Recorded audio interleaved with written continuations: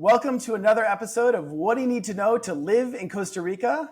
Today's topic, real estate in Costa Rica in 2024. Hi, my name is Aaron Bailey, as always joined by my good friend and business partner, Patrick Jager. Hi, Patrick. Mr. Bailey, hello, sir. Hello. We've got a special guest today. Everyone, we'd like to introduce you to a good friend of ours. He is the owner of Go Dutch Realty and American European Real Estate Group, Mr. Ivo Henfling. Hello, Ivo. How are you today, sir? Hi, Patrick. Aaron. Good to see Hello, you guys Ivo. again. And thanks for the see you. invitation. It is so exciting to do this. We've talked about this forever. And for those that will get to know you, you have been our sage as it comes to understanding real estate all throughout Costa Rica, because you have realtors all throughout Costa Rica, but you have really helped us out. And it's so great to talk with you today about kind of real estate trends going into next year. But we got to start with the question that people love to know, and they wanted to know it with us as well. How did you, because you're not originally from here, where are you? You're Dutch, right? Yes, that's correct, Patrick. I'm Dutch originally. I moved here with my mom, my dad, and my siblings in 1980. Wow. That's 42 years ago. So it's been a while. Tell us why you guys moved here. I mean, moving to Costa Rica in 1980 was kind of unheard of. Yeah, it was. The internet didn't exist, and it was a 27-hour flight to get here. Why we moved here? My dad was originally a pharmacist. He was fed up with paying taxes. I was working at the Amsterdam Stock Exchange for a big bank. I was fed up with paying taxes. Socialist country, so you pay. If you are into doing other things, you have a hard time doing things and profitably, making a profit and making a good living. So we thought Costa Rica was a good shot. It was different. It was, it was barely on the map in those days because Costa Rica wasn't put on the map until like 1984 by Oscar Arias, who won a Nobel Prize for the Peace. So that's when it really started here. But yeah, that's how I ended up here. I mean, I came to Costa Rica for the first time in 1991, and I thought it was so rural. Like the road system is so awful. Like the changes you've seen in this country are kind of amazing. Are huge. You live in Atenas, Patrick, and Escazú now where I live. That's close to San Jose. That's like 10 minutes out of San Jose, and if traffic is bad, 40 minutes. So that gives you kind of an idea how bad it can get. We had horses and cows in our streets when I moved here. And now we have towers of 10, 12 stories, jammed up streets, but we also have a lot of good stuff. Yeah. Nice restaurants, bars, shopping, amenities. We got amenities coming out of our nose. And you guys don't have that, and that is the difference. So for those who are looking to do business in a different country and in an urban environment, Escazú is the place to go, but there's many other places to go to. Well, we're going to talk about this today, but tell us how you grew your real estate companies, because you do have quite a breadth and it's very impressive. Thank you. Yes. Okay. I started out as a single realtor. I shut down my spice company with over 100 employees. I just got fed up with running a big company here. I went on my own. I started real estate. In those days, there were like 30 realtors in the whole country, no more. And in '95 is when I went seriously into real estate and started building the business. I started building a network of what you would call a mini MLS. You have to understand that real estate is not licensed in Costa Rica. It is, but it's not mandatory. So everybody can be a realtor here. And in those days, there was no MLS. There was nothing. So I started the American European Real Estate Network as an MLS with different affiliates all over the country. And actually, when computer started, without the internet, we would build an MLS listing website, listing site, and put it all on a floppy and put it on the bus and send it on to the next realtor. And in Wow. those days, we had like 25 affiliates all over the country. So that floppy would go around and around and around and around, you know. Those were the There are days. people there are people that are watching this today that are like, what is a floppy disk? You guys can What's look it up floppy on disk? Wikipedia. It's not our job to get you educated on what us old people talk about. But Yes. all right.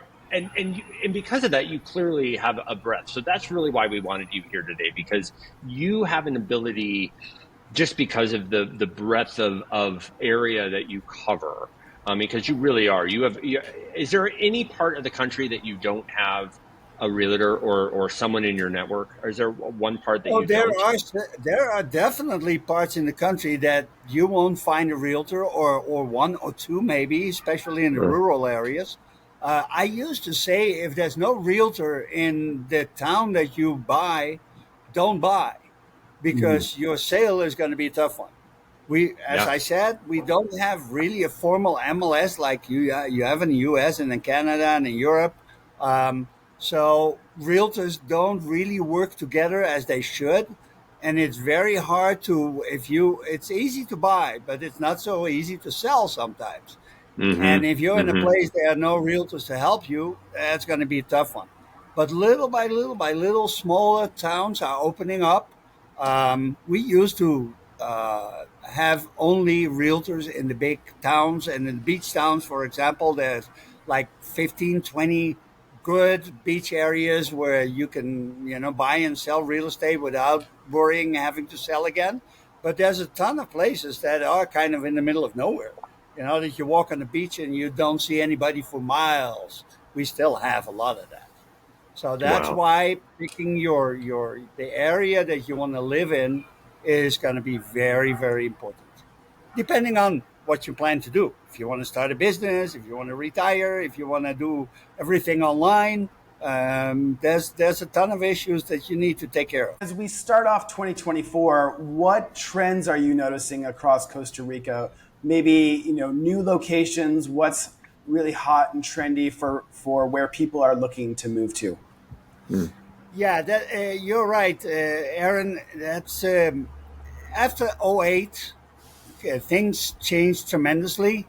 And I find that little by little by little, things are changing, and there's more and more people looking for like eco communities, Mm. um, being able to small farm and go off the grid, to grow their own, making sure they can homeschool the kids, but being close enough to a town where they can buy the rice and beans and things like that. So I see areas opening up.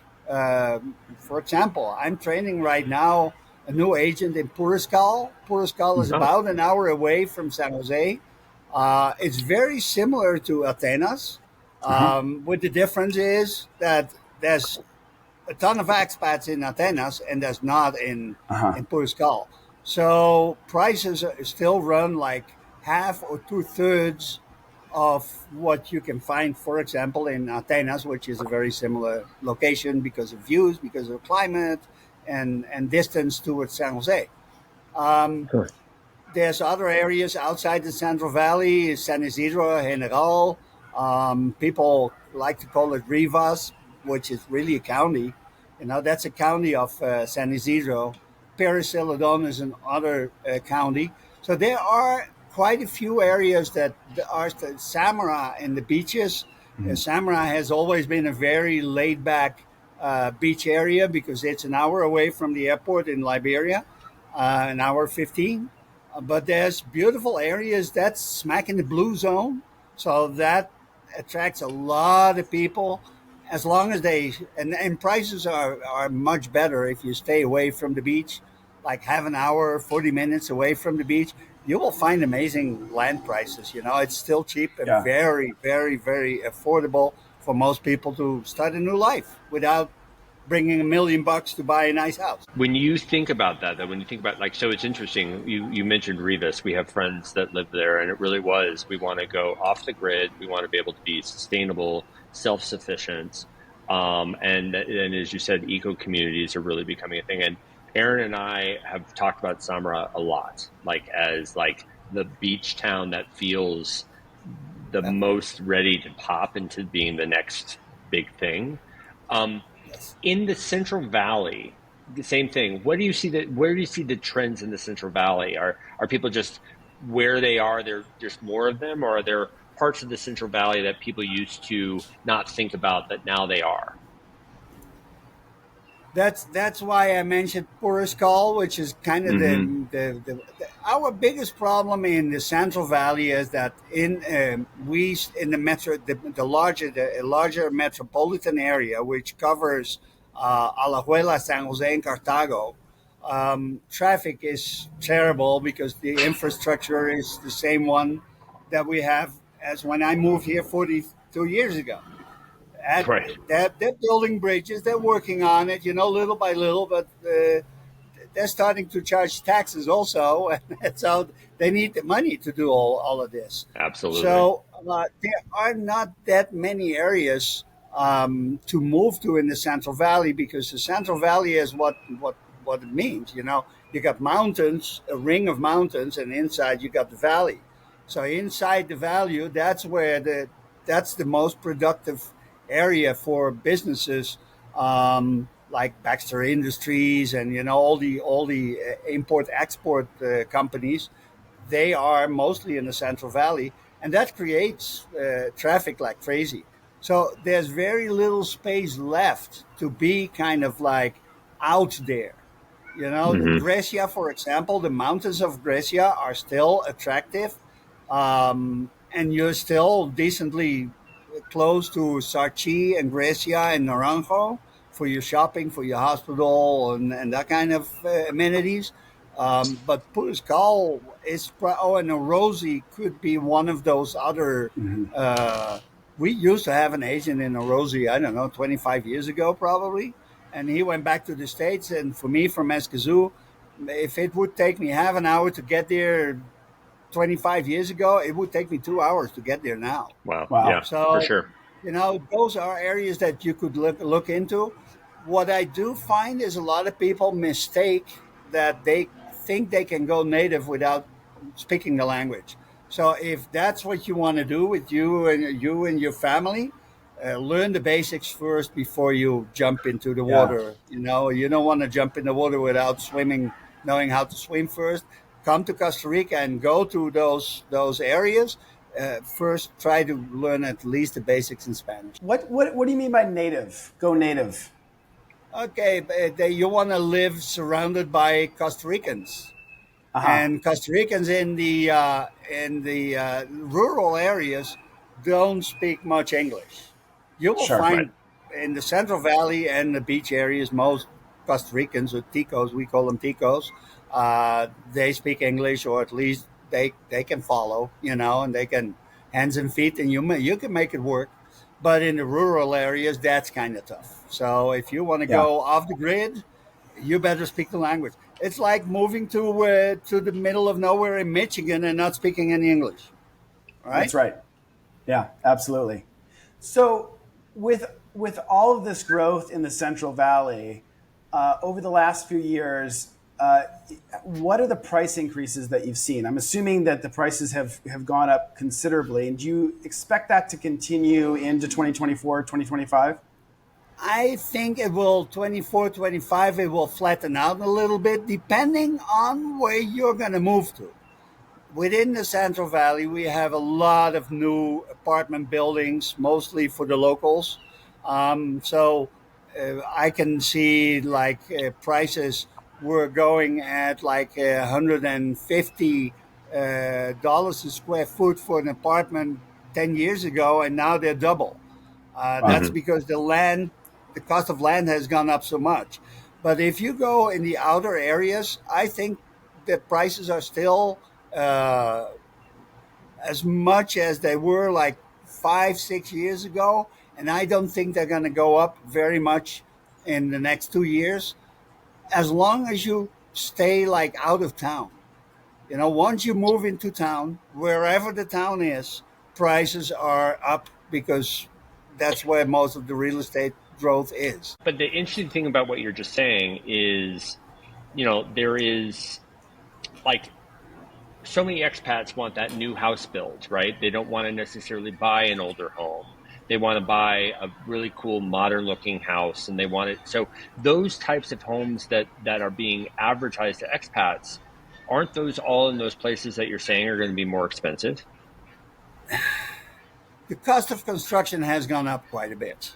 Materials, China steel, for example, and we don't have so much steel frame. We have a lot of rebar because of Hmm. our earthquakes.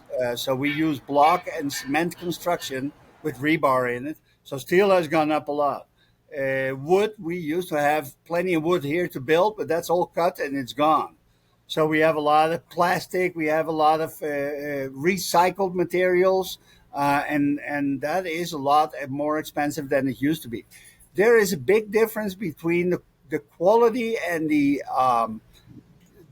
style, the type of construction between a local built home and a home built for a foreigner. Our expectations of living are different than theirs, depending on what social level they come from. For example, a middle class or lower middle class Tico family will have 3 bedrooms and 1 bathroom. Hmm. Mhm. Most of us like to have at least 2.5 bathrooms in a 3 bedroom house. People that Sure. have a little bit more money would like to have an ensuite bathroom plus a powder room. And that's what makes the cost more expensive. Also, they use a 10 feet ceiling. I know a lot of foreigners who like the 15 and 20-foot ceilings. So they have all hardwoods. Look at you, Patrick. We can see it from here, right? Yeah. And that costs money. That exactly that makes the big difference. Also, Tico doesn't care for a view, for example. So a view lot like where you live, Patrick, is more expensive than one that doesn't have one. And that's the same with Aaron when he lives in Romoser.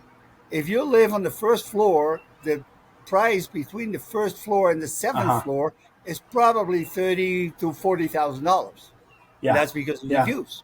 And especially when you're in the city in San Jose, like you are, you're looking at rooftops. If you're not above like the fourth floor, Yep. you're looking at rooftops, and rooftops are not nice to look at in Costa Rica. Okay, and that makes Right. the difference in the construction cost. With a high ceiling and a single story, a nice covered terrace. I'm not talking about extras like a pool and stuff like that. You're probably talking about $200 a square foot. Okay, that to give you an idea. Now it depends on where you come from. If you buy in New York or you buy Right. in Florida, Yep. or Michigan, the Yeah. prices are different. So, what are some things that people moving into Costa Rica need to consider when they're buying a home or building a home? Things that are different here in Costa Rica that aren't the same back in North America or Europe. Okay, first of all, neighborhoods. In America, you see a lot of neighborhoods that are set up and that some real estate developer will build 200, 400 homes. And you have two or three models, so they're more or less comparable to each other. Here, you will see that only when you're in a condominium. In a Mm. gated community, which is different because a gated community is not set up with CC&Rs. Uh, we'll have to get into a lot of legal issues here to explain it better. We can do that in another video. Um, the the CC&Rs in Patrick's community are non-existing, so they only have like rules to be able to live together better, but each home is different. Within a condominium, every apartment or every house is exactly the same, and that makes a difference that you need to look for. If you want to live in a community, can you live with the bylaws that the community has, or it doesn't? Um, if you live in Escazú, for example, where I live, you will find mansions in the middle of the shacks, and that's pretty normal around here. Right. So it's not. It's important for you to understand the neighborhood where you're going to buy, because tomorrow you want to sell again, and does it fit really your lifestyle? And that's kind of the hardest part. That's why where we realtors come in. I think that that's a great answer because I think that is true. It is. I hadn't thought about it the way that you are, but yeah, I mean, those of us that are used to in the States having an HOA, or some kind of, like you said, some kind of community covenant, yeah, those are pretty non-existent. It is fascinating here. Like I can add a guest house. As you know, my neighbor built a three-story garage. That's a garage and an incredible gymnasium and an incredible storage area. There's no permit. There's no anything. He just did it, and I can do the same. I can build on my property any way I want. No one can stop me. And that was surprising to me. I mean, luckily I'm in a community that everyone kind of thinks the same way. But to your point, you might say, I really love this house, but if you look around, it's going to be encroached on industrial or other things that you might not be able to sell later. How, when expats come to talk to you about moving here and you start to talk to them about expectations, because like we said, everybody wants the fancy new house, but those come with costs. What do you tell them when you show them a pre-existing house? Do you find that most people that come want to they only want to look at new, or when they're looking at pre-existing, what do you tell them to help them kind of get their mind around buying? Okay, once they have that, that's the reason we have agents in different areas, because some like Atenas, others as Kazoo, and other likes to live at the beach. And Hmm. the first thing I tell people is you need to adjust to what's there. Um, because if you want to start building a house without speaking the language, that's that might not be a good idea for me. And I'm fluent in Spanish. For me, it's hard to keep track of my money and my materials, and communicate with the people and that they understand what you're looking for, because then the local mindset is different than ours. Um, so building a house can be a great idea. Yes, I know a lot of people who build a house, but it's the same as building a house in the U.S. or in Canada or in Europe. The house is never going to be, it will never end up being what you wanted it to be, because as you go, you make changes and everything ends up differently. I see people who just pay the developer or the builder and go away back home, and they come and they get a heart attack when they arrive, because it's not what they had meant to build. Right. And it's amazing what people sometimes do. But that's the same thing as moving to Costa Rica. It's all about doing your homework, And if you want to move here and start a business, when you start a business, you do business plan, right? And if you don't do a business plan and you Right. don't speak the language and you don't have any money to fulfill that business plan, you're lost. And that's the same Yeah. with building a Yeah. house. So I suggest Yeah. to people who we get in our car, while we drive around, I tell people how things go here, how things are different. And within the first day, I usually know if they're going to be able to adjust or not. I Mm, always tell people rent first to find the right area where you want to live that adjusts to your expectations. Amenities, you need to be close to a hospital, or you need to be close to a school, or to the hardware store, or whatever business and lifestyle you're going to have. Then, secondly, you need to adjust to the local materials. You don't want to. You yeah. want to bring in your own bathtub from Florida. Fine, you can do that, but it's going to cost you. Sure. Okay, Yeah. and Costs you Yeah. a and lot. usually, yeah, oh yeah, exactly. But I Yeah. know people who do that, and they can afford it. Wow. Some can, and some Yeah. cannot. And I've seen Sure. people walked away on closing day, and walked away from their earnest money deposit because they were very unhappy. But it was Uh-huh. not because their realtor didn't do a good job. Yeah. It was Yeah. because they didn't listen to the realtor. Right. And that Right. happens. But I must say, generally spoken, people are smart enough. If you want to move to another country, you're usually smart enough to listen to people who give you Right. ideas and recommendations. Let's hope. Let's hope. That's a good Ivo, segue. Yes. yes, Ivo. I have, as always, I learned something new when I listen to you and talk to you.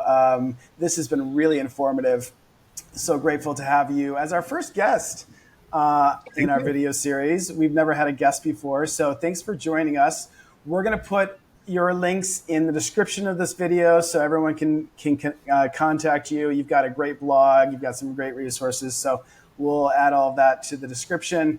And as a reminder, you can find Patrick and I at hola@yourpurevita.com and yourpurevita.com/links. Would love to interact with you in the comments of this video to hear how you've maybe purchased real estate in Costa Rica or you're looking. And we always love hearing from new people in the comments. This has been fun, Patrick. Yeah, this is great. Thanks, my friend. Like you always give it. Yeah, like Aaron said, you always give us an extra nugget. But there's a lot of food for thought here. And what's nice is you're saying the same stuff we are. So that helps us know that we're not off base. But it is so important for people to really be thinking through this stuff. And it's so great to be able to do it with you. And yeah, if any of you are looking for a realtor, depending on where you are, we'll get you the right one of Ivo's connections. And if you leave messages for Ivo in this blog, we'll make sure we get them to him as well. Absolutely. And Ivo, thanks so much for being here, man. Thank you, gentlemen. Thanks a lot for the invitation. Love doing this. And hey, I'm here whenever you need it. All right. Sounds good. All right. And for Bye-bye. everybody else, as always, until next time, Pura Vida.